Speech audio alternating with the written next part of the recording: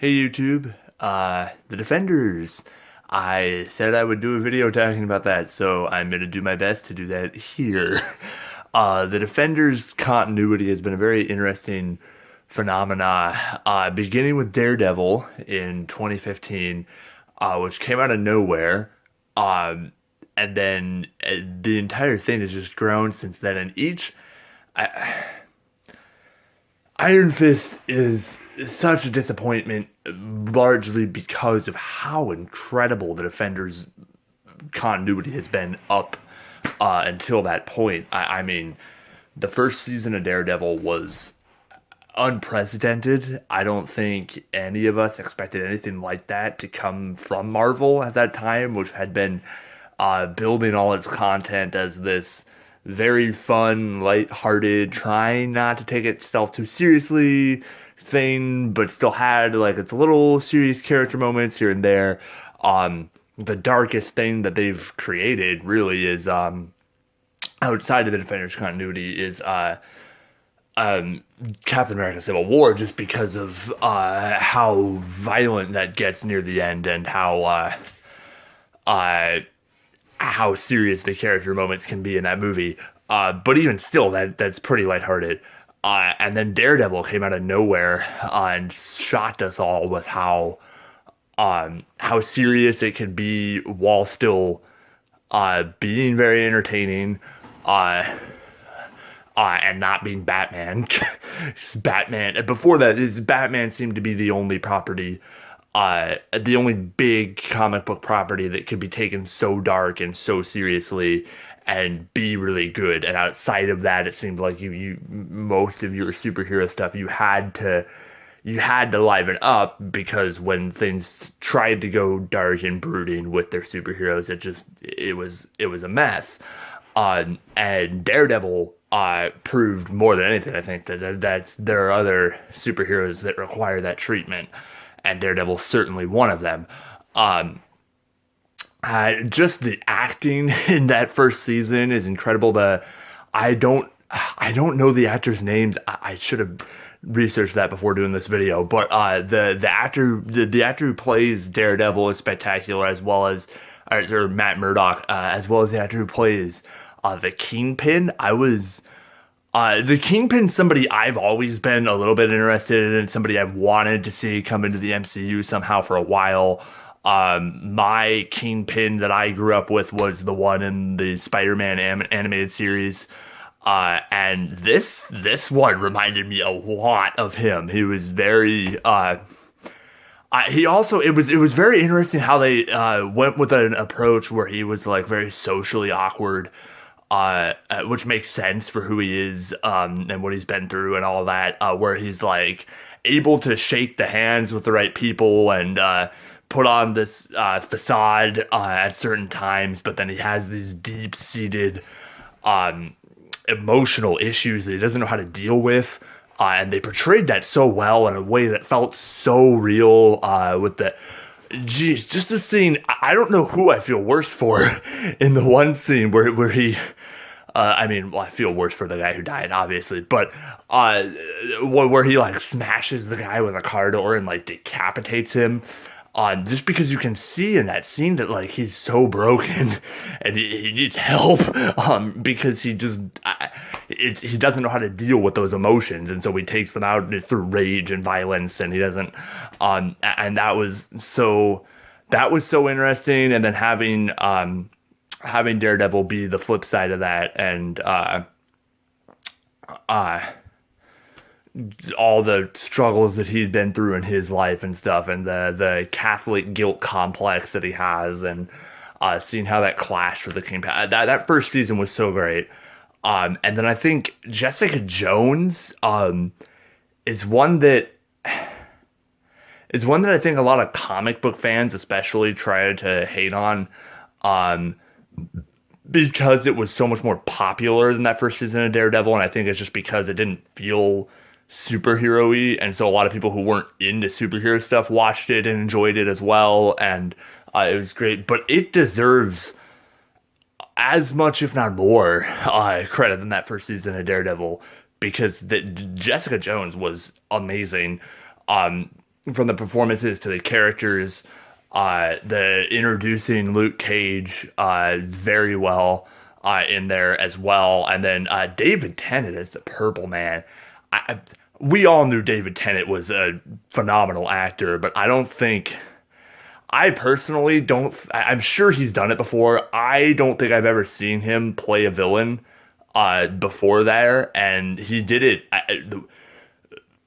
better than he plays the good guy. That's for sure. Like, I was blown away by his performance, and much like the Kingpin, like, I really you get that's the biggest thing is that Marvel's. I mean, everybody talks about Marvel having a villain problem, and it's true because Marvel one and done's their villains. They kill them off too soon, or they just make them not interesting to begin with. So even if they did keep them around, they would just be boring. They don't give you enough time with them. They don't really make you understand them. And that's something that the Netflix continuity with the Defenders has done so well, is that, I mean, both Kingpin, or at least with these two, well, and one more I'll get to, but Kingpin and the Purple Man, like, you walk with these people as much as you walk with the heroes, and you really understand their side of, and you almost feel bad for them. Not almost, you feel bad for them, and you understand where they're coming from, and it's just so incredible. And then after that, we had season 2 of Daredevil, which was probably the worst of them. Okay, it was the worst of them before Iron Fist. I will agree with that consensus. I do think a lot of people dislike it much more than I do. I liked it a lot, actually. I still thought it was great. It just could not compare to the other 3 things. But the only big fault for it for me is that it had 2 different things it was trying to do, and it didn't interweave them very well. It felt very jump cutty between Punisher things and Elektra things, Elektra/Hand things. But I liked everything that was in there, really, and it gave us a very great Punisher. I'm not quite sure how I feel about him getting his own series. I feel like Punisher is somebody who works really well, seeing his ideals clash with other big characters. I don't know how well he'll do holding a series on his own, but I'm trying to suspend my judgment on that because I want it to be good. I'm having a hard time seeing how it's going to be, but who knows? But I thought that second season of Daredevil was also awesome. And then Luke Cage, geez. Luke Cage was another one like that felt a little like, it didn't feel like it was quite one story arc. It felt a little divided, but it definitely had like a strong theme underneath it and its own voice and something to say, much like the other ones. And it didn't feel... It didn't... Okay, so I'm going to jump over real quick. I'm currently going through all the CW, DC superhero TV shows right now, because I hadn't kept up with any of them, and I'm watching them all right now, and I've just started on Supergirl. I don't know if it gets much better. I've heard that it's spectacular at times, so I'm suspending disbelief. But it doesn't feel...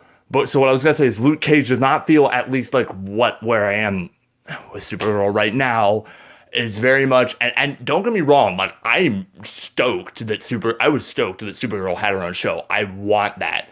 But it really shoved down my throat like she's a girl and girls can be superheroes and blah, blah, blah, blah, blah, blah, blah, and like beat me over the head with it. Luke Cage didn't do that with the black community. Luke Cage just accurately represented the black community and gave it a voice and did all those things, and that was awesome, and that's what Supergirl should be, and maybe it turns into that. Like, I don't know. Like I said, I haven't gotten very far into it. I'm not trying to start a political thing here.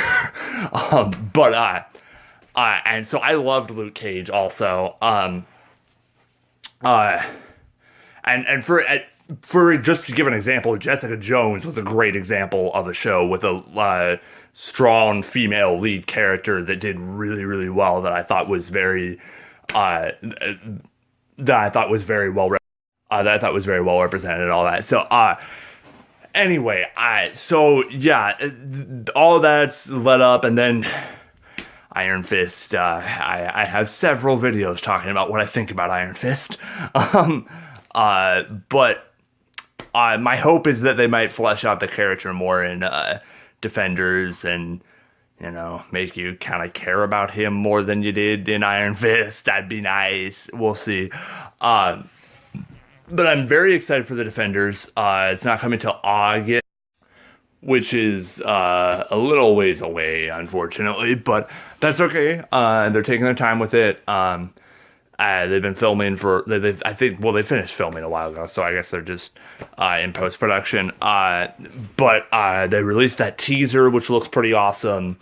And there's only going to be 8 episodes, which I'm actually really excited about, because I think that first season of Daredevil, at least for me, some people probably really disagree with this, for me, that first season of Daredevil needed those 13 episodes. I really thought they used all of it well, and it fit together, and it was great. Every season of the Defenders continuity since then could have been done in 10 episodes or less. And so I'm really glad that there's only 8 episodes. I really hope they utilize it well, and they don't, like, have a bunch of filler stuff and then not give us enough time with it. Like, I hope that it's like a very tightly knit show, and that you're moving, and we're getting time with the characters and moving on to the conflicts, and that they balance that well. But I'm assuming that they do, having only those 8 episodes is a really good thing for them. And so that's good. So I'm very excited to see where they go with it. I don't know a lot about these characters. I'm not gonna lie. I know quite a bit about Daredevil, but the rest of them, I outside of these shows, I don't know them very well. I know very little bits and things here and there from things that I see on the internet and little things that I've researched. So I don't know where they're going in the Defenders. I know it's going to have something to do with the hand, but I don't really know how I don't know how Sigourney Weaver is going to be the main villain. I don't know how that's going to work. Although, I mean, Sigourney Weaver obviously is an iconic, phenomenal actress, so I'm sure they'll utilize her well. At least I would really hope they would. And so I don't know where they're going with it, but I'm really excited to see. I'm actually very happy that for once I don't know, and so I'll be surprised. Yeah, I'm really excited. If I had to rank the seasons of the Defenders continuity that have come out so far, I think at the bottom for me is definitely Iron Fist, obviously. Above that, I would say season 2 of Daredevil, and then I'd say Luke Cage. So I put like Iron Fist is way down here, and then season 2 of Daredevil is like way up here, and then season 1 of Luke Cage is up here, and then right above that is like a toss up between. I really can't decide between that first season of Daredevil and Jessica Jones, because I love them both. I have to go with my gut instinct, which is that first season of Daredevil, but I at the top. But I really love both of those. I think they're really both very great. I don't know. I'm really excited about this, more so than I am about a lot of the other things. I might do a whole video actually soon about just talking about all my hype that I have for like Spider-Man Homecoming. Spider-Man, by the way, a lot of you, I'm sure, don't know this, because I've never said it on YouTube before. Spider-Man is my absolute favorite superhero. He has been, like, my entire life that I can remember. And so I'm so beyond psyched to see him being done justice and weaved into the MCU the way he should be. And trailers can be deceiving. I really hope that I don't go see that movie and it sucks, and then I look back on this video like, wow.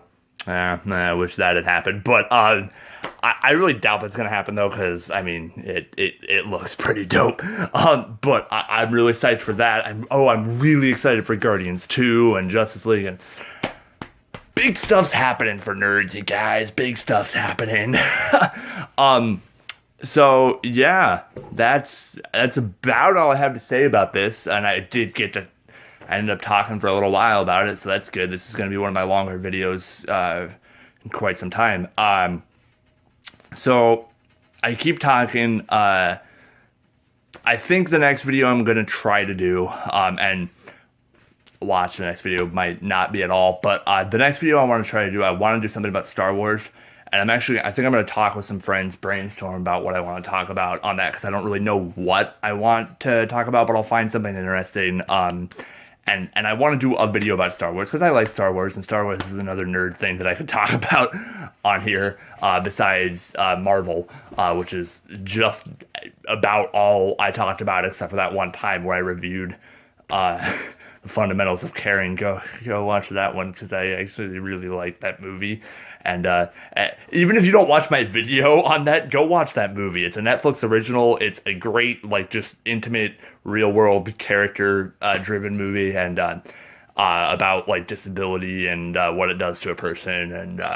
And it's actually, despite that, it's very funny. It's a comedy, but it's has very heartfelt moments. Anyway, so yeah, I'm just kind of figuring this channel out as I go. We'll see where I go next, and hopefully it'll be with Star Wars next time I make a video on here. Anyway, yeah, if you like me, like my stuff on the YouTubes, leave a comment, give me any kind of feedback. I'm fine with negative feedback, just don't be a jerk about it, but totally be like, hey, I think you can do this better if you tried doing this thing. I'm always open to that. I'm still experimenting on here, obviously. And share me with your friends if you think I'm cool. Don't if you don't. No worries. Yeah, I'll see you guys next time.